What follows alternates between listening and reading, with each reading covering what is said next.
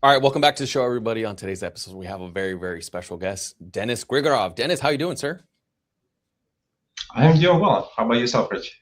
I'm doing amazing. I got great coffee here, and I'm excited to learn more about you, sir. Excellent.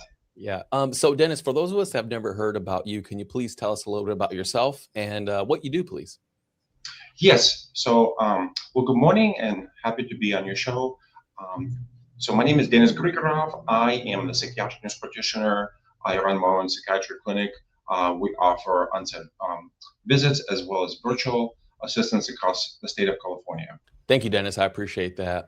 So, for somebody that's never worked with a nurse practitioner before or a psychiatric nurse practitioner, how would you describe what you do? Yeah, great question. Fundamentally, I try to help people understand what's going on in their life. I do that by looking at the full picture of their mood symptoms, anxiety, sleep, focus, concentration issues. I try to understand what medications they're taking, what's helpful, what's not helpful. And my overall approach is really more practical and personalized to that person, where I try to really understand how I can help in that moment.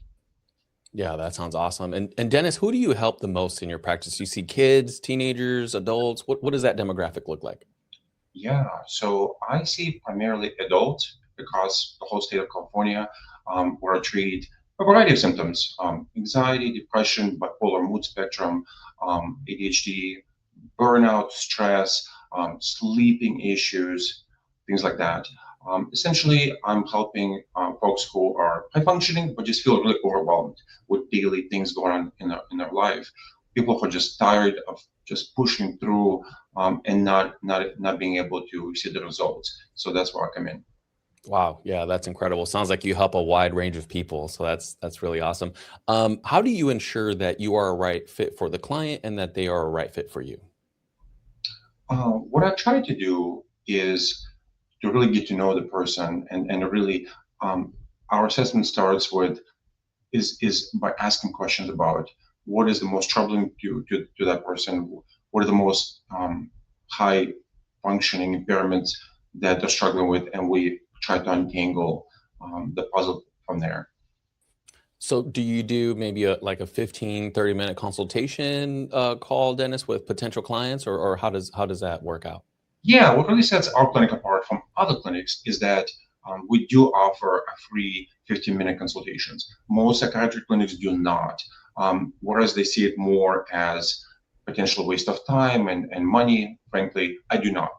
I see it as a chance to really offer value to that person and really try to understand what is it that's bothersome to them, and that's why I frankly give my time and my value to them, because I think it's important to establish a relationship and help them understand how to move forward. Yeah, that's awesome that you offer that free 15-minute consultation for people that are curious to learn more about you and your practice. So let's say somebody does give you a call, they do the 15-minute consultation, seems to be a good fit, and then they show up to the first session. What does that first session look like? So what happens is during the 15-minute consultation, essentially we're establishing a mutual fit in terms of here's the service I provide, here's the needs of the patient. We try to make sure it's of course a match, and once it is, then we do schedule a 1 hour a full assessment where we do a deeper dive in terms of looking across the full clinical spectrum of mood, anxiety, sleep, substance use, whatever the impairments are for that individual person. And then we really tailor the treatment plan accordingly. I do not push any sort of medication. Frankly, I have no agenda to push any medication. If we end up with therapy, no medications of work, that's completely fine by me. The goal is to really to give you improvement in terms of your symptom relief, not necessarily to prescribe you X, Y, and Z medications. Got it. Yeah, that makes a lot of sense. Denis, there's some psychiatric nurse practitioners out there that kind of focus more on medication management. And then there's others that will actually maybe focus more on the actual therapy because you are trained and qualified, right? If I understand correctly, to be able to provide some mental health support. How would you describe your approach when it comes to either medication management or actual like therapy? Yeah, great question. So this is important for potential patients to understand is while psychiatry, we do provide both, which is medication management or prescribe medication and manage it for you long term. And of course, therapy on the second piece of it. Um, in psychiatry, we tend to be more limited in terms of therapy, right? It could be a talk therapy, it could be motivational therapy, but full disclosure, we're not full-blown therapists, right? So this is where I work with a collaborative network of therapists that I personally know to really do a referral potentially for more in-depth therapy as needed. So a lot of times what happens is a patient comes in, we establish the whole clinical picture, what's kind of happening, and then maybe start medication, maybe not, depending on the patient's preference.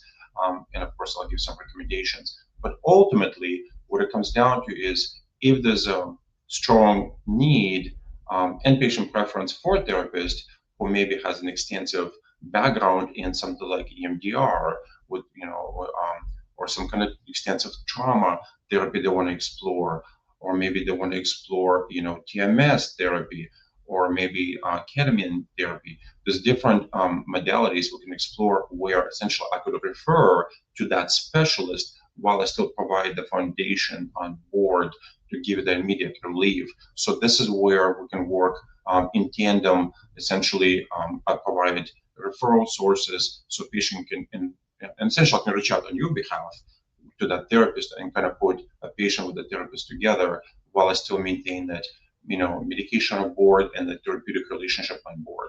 So I start the process and then we'll go from there. Yeah, that sounds awesome. And I actually really like that you are trained in mental health things, because that's important. Sometimes the primary therapist may miss something, or they may have an approach that might not fit the client. And a lot of clients may not even say anything because they're just, they don't want to upset their primary therapist. They don't want to, you know what I mean? And so that relationship can sometimes be such that they may have concerns and they don't want to voice it to a therapist. And maybe you are in some ways like a second line of defense, so to speak, where the client can tell you something in confidence, and then you can potentially reach out to that therapist and collaborate on adjusting the treatment plan accordingly. Does that sound about right, Dennis? And I think that's exactly right. I think that's the missed opportunity where providers such as psychiatric nurse practitioners like myself and therapists sometimes don't work hand in hand. And the reason I say it's a missed opportunity because essentially we're treating same patient from two different angles. Whereas maybe I'm providing medication on board and managing that piece of it, therapists provide extensive background in therapy that we frankly in psychiatry might not have. So it really makes sense to me as a provider to link both specialists in different areas when working on the same patient presentations. Yeah, that's great, Dennis. Some providers are really straightforward. They're straight to the point. They're very direct. Other providers are very laid back, and they kind of let the client or the patient lead. And then there's some that involve humor, some that keep it very professional, and they don't want to do any self-disclosure. How would you describe your style?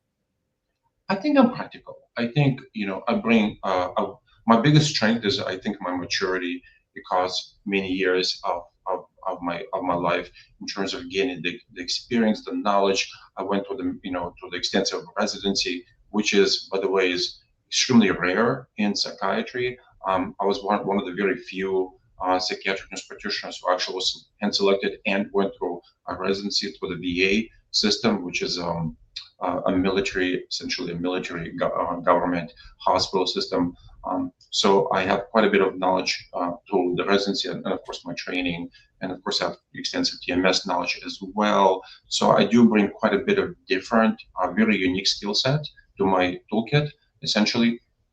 But in terms of the actual, style, I think practical and really rooted in evidence-based treatment, where my treatment plan that I provide has to do with what is the latest evidence telling us so that we can give you the greatest benefit in your treatment. For those patients that work with you, what does progress look like? Mhm. We start with understanding, what is the most bothersome symptoms, and we work from there. It is a puzzle we try to untangle. It's a collaborative approach. approach. It's really important to me that, I'm not the one essentially forcing a certain treatment that a patient might not be on board with. Therefore, it's extremely important to me to get a buy-in to make sure that I explain, after understanding the clinical picture, trying to understand, you know, here's my thoughts for these reasons, and we're trying to work together to to follow along the treatment plan. Because essentially, if a patient is not on board with the plan, they're not going to follow it. So it's really important to me that I do a good job of really selling the idea of here's the reasons behind my treatment. What do you think? Let's work together to make this work for you. Yeah, so it sounds like you really take a collaborative approach with your patients. Is that? That's right.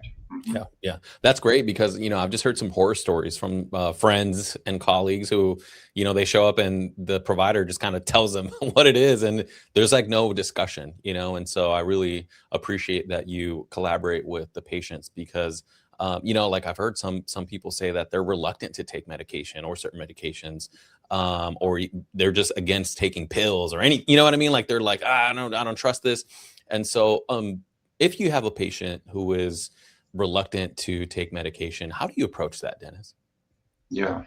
So in terms of deciding whether medication is helpful versus maybe when it's not as helpful, I try to look at how the symptoms are impairing the overall functioning, right? How long have your symptoms are going on? How impairing they are? What you've tried before, what worked, what didn't work in the past. Medication is just one tool in the toolkit. It's not the only answer for everybody. That's why it's important to highlight that every person is very unique, and that's why I work individually, one-to-one, will provide you value in terms of really understanding your unique situation and how we can help. Yeah, that's awesome, Dennis. All right, so let's say somebody does work with you and they partner with you, and then they're progressing and things are getting better. How do you know when it's time to like kind of graduate or terminate a client? How does that look like? Yeah. Well, and you brought a good point in terms of just kind of being nervous as well when somebody's reaching out at first, right? So I kind of want to briefly speak to that because I think it's important to highlight, right? Being nervous is normal. It really is. You don't need to have everything figured out. That's where I come in. We try to really work together to by talking about your concerns, your symptoms. Where you're asking for help is a sign of strength, essentially. It's not a sign of weakness. So that first step of you reaching out is just us having a normal conversation. And we don't need to have everything figured out in the first visit. It's just the first step in the right direction in terms of giving you the help you need. And then following the treatment plan once it's over, of course, it's a collaborative approach of essentially us working together and understanding, okay, we're 6 months or 12 months down the road and substantially symptoms have subsided, we feel great, maybe taking medication, maybe you just do an only therapy piece of it. But at that point, it's an approach of saying, okay, now that you're feeling better, if you're on a higher dose medication, let's taper you in a way that's safe and makes sense. And ultimately, once you have a 6 month of stability, potentially we can slowly start tapering things out. Got it. Yeah, that's awesome, Dennis. And really, thank you for addressing that nervousness because there are some people out there who are reluctant to reach out, because this could be new to them, and so I really appreciate you taking the time to share that with us. Yeah, thank you for that, Dennis. I appreciate you sharing all that. What usually surprises people about their first visit with you? Yeah, so I think what surprises a lot of people is that it feels a lot more relaxed than the way you really think, because you're not rushed. That's the beauty of private practice as opposed to a group practice where, and I think patients know exactly what I mean. They come in, they feel rushed, they only have 15, 20-minute assessments, they don't have a chance to really tell me their part of the story. Um, the beauty of my own private practice is that I can take my time. In fact, a few days ago, I literally spent 2 hours with a patient just because I can. Not because I was billing for it, but literally because he had a story to tell, and I wanted to be present in that moment. That was important to me. There was a lot going on in his personal life, and I wanted to be present for every detail of that story.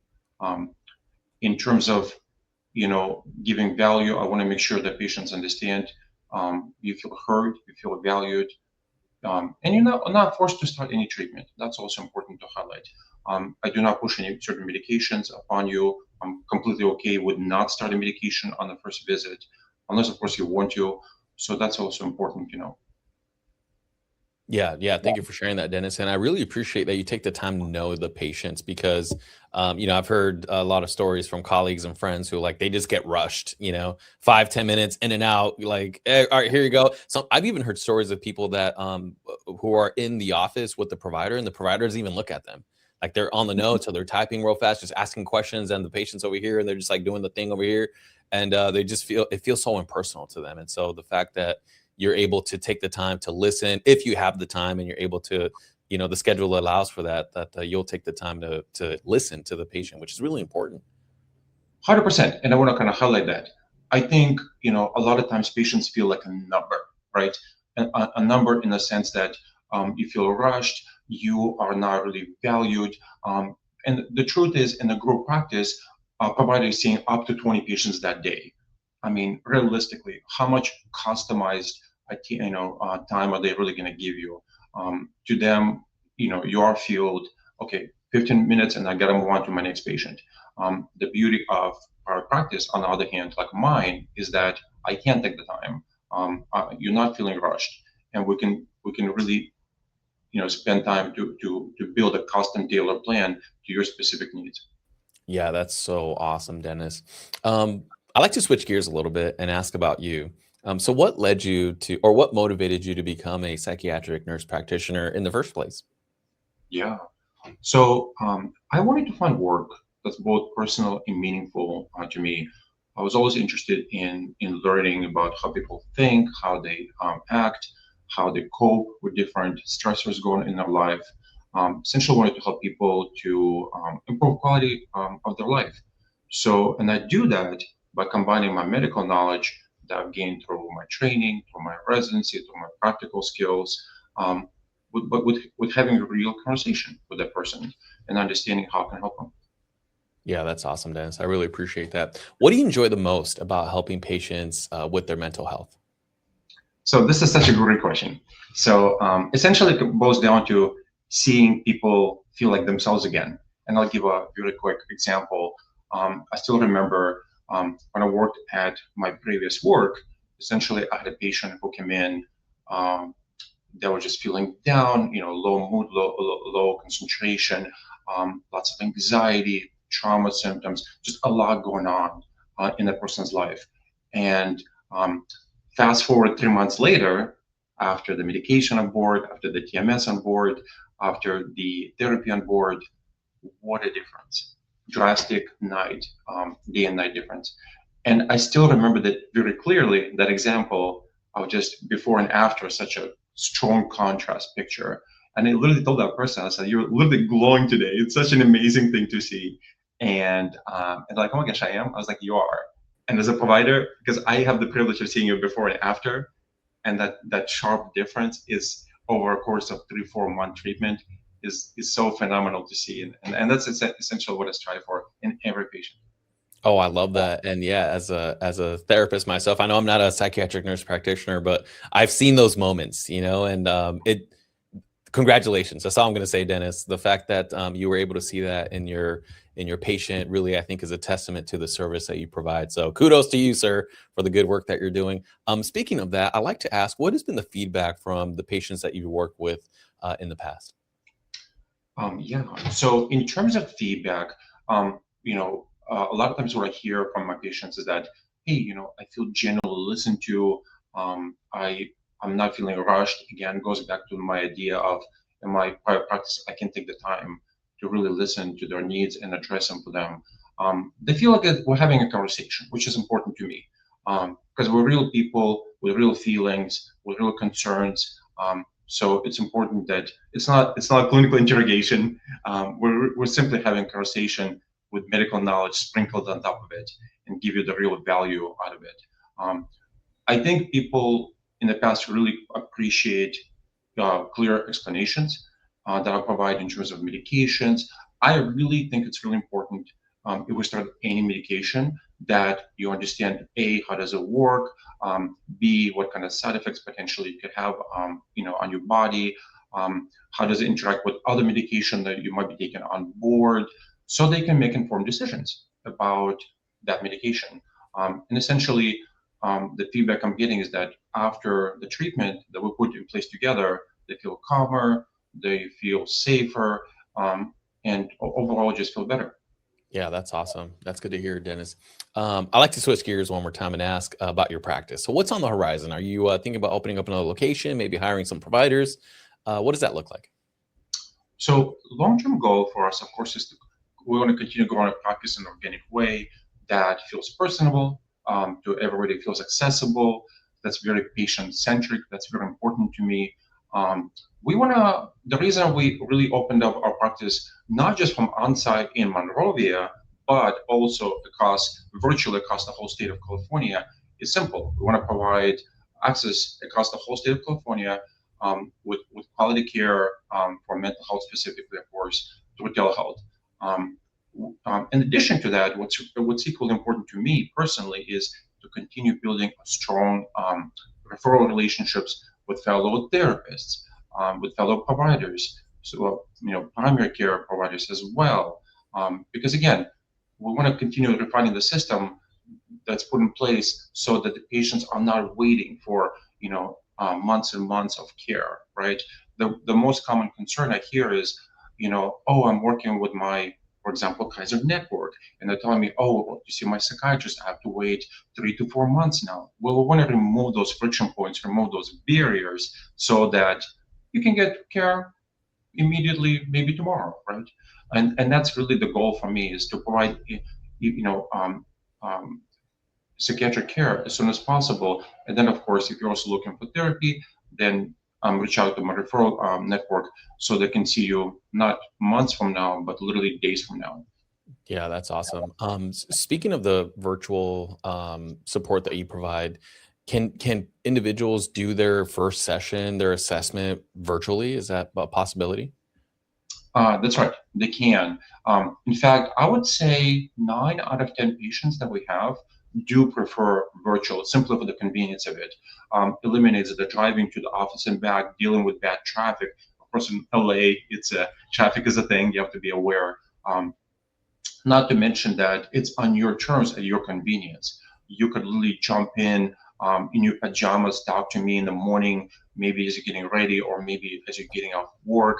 It just provides a level of convenience for the patient that's really unparalleled and unmatched. From that standpoint, I think most of our patients do prefer it. And also, the care, is still personalized. I still take the time, to understand your needs. So from that standpoint, there's no difference. The quality of care does not drop just because it's virtual. If anything, it provides value in terms of flexibility for you as a patient, to do it on your terms. That's more flexible for you. Yo, that's awesome, Dennis. Yeah, really good to know that people can exercise that virtual option, because it is important, like being able to save 20, 30 minutes, maybe more on the drive time by itself is a huge benefit to for their treatment. So Dennis, thank you so much for being on the show today. Really appreciate you taking the time to join us and share a little bit about yourself and your practice. Maybe we could do it again in the future. How does that sound? Sounds good. I would love it. Yeah, Thank you. absolutely. Thank you for having me. Yeah, absolutely, Dennis. All right, everybody, thanks for joining us today. And until the next one, signing out.